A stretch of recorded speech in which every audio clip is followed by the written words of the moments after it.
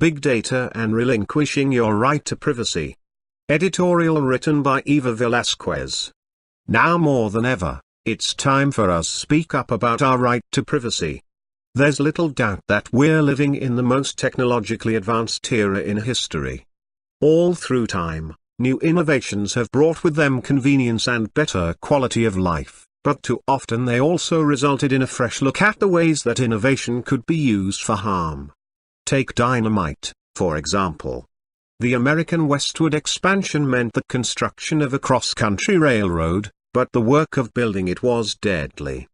Swedish scientist Alfred Nobel invented dynamite as a cost-effective way to safely blast through mountains, which allowed for the building of the railroad without as much loss of human life.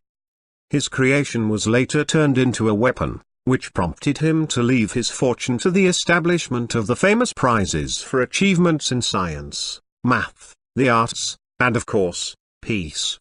Things like home-driven personal assistants, fitness wearables, and even sleep tracking apps aren't vital to the fabric of society, and they're certainly not on par with life-changing tools like Nobel's dynamite.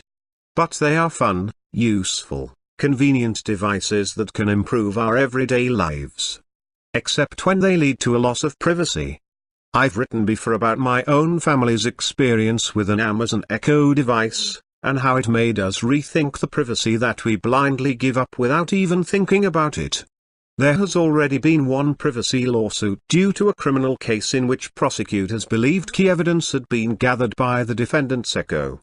More recently, Burger King faced consumer backlash over a marketing campaign in which the actor in a television commercial intentionally activated the viewer's Google Home devices. Google was less impressed than the consumers, rest assured. A new consumer goods versus privacy lawsuit has now been filed against audio technology company that manufactures high-dollar sound systems, headphones, and more. The plaintiff claims that the smartphone app, which lets you select music, audiobooks, podcasts and more, actually gathers your listening preferences and sells that information to third parties, including data mining company. On the surface, who cares if an advertiser knows what kind of music you like to listen to when you wake up, or when you get off work? Wouldn't it be nice for advertisers to present you with offers for things you actually want, rather than random selections? In the case of this lawsuit, however, the plaintiff and his attorneys are far more concerned about the other content consumers listen to, like podcasts, for example. Is it possible to create a profile about someone based on their music preferences, news sources, and favorite podcasts? Could someone potentially piece together the listener's religious views, political leanings, or even sexual orientation from the content they choose to consume? This lawsuit brings up an important issue, one that all consumers take for granted, and that's the terms and conditions for using the product.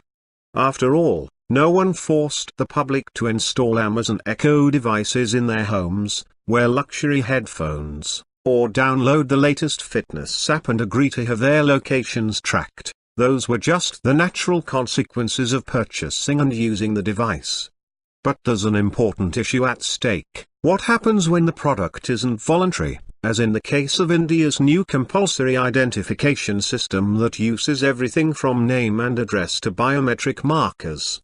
That's a stark example, but in the case of the audio technology lawsuit, the plaintiff's attorneys contend that not only can consumers not see the terms and conditions at sign-up, they also don't say anything about gathering and selling your preferences.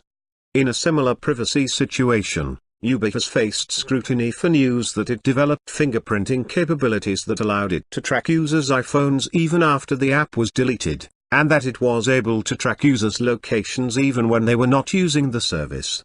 Is it really so far-fetched to compare forced biological identification of all citizens to not telling consumers what information is gathered or how it's used? At the heart of the privacy debate are the unspoken rules about what companies can do with our data.